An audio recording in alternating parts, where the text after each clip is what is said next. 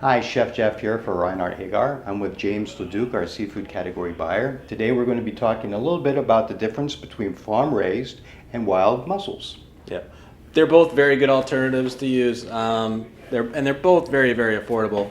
You're looking at a $2 or $3 plate cost. It's a great cheap protein. What's the biggest difference between the two? They're very, very similar. One is grown up off the bottom on ropes, Right. hanging down into the water column, and one is grown just wild. This is a wild animal. Any intertidal zone where the tide is going in and out, you're going to find mussels, especially here in New England. Where I live in Narragansett Bay, they're all over the place. The biggest difference that you're going to see on a farm-raised mussel, they're going to be much cleaner. The shell is going to be nice and black.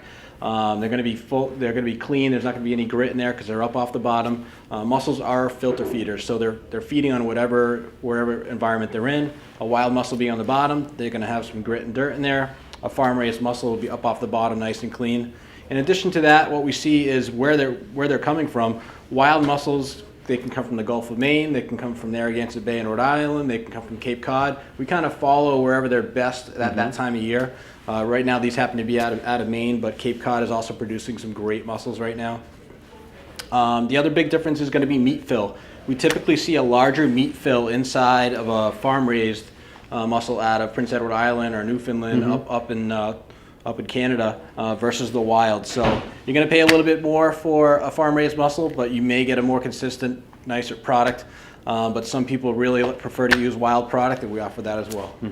And I'll tell you what, just on looking at these, you can tell that the wild just seem to be a little bit smaller than the farm-raised. Yeah. So again, your plate presentation, the yield out of a bag is going to be much greater. All right, excellent. Well, thank you very much. Always a Thanks. pleasure.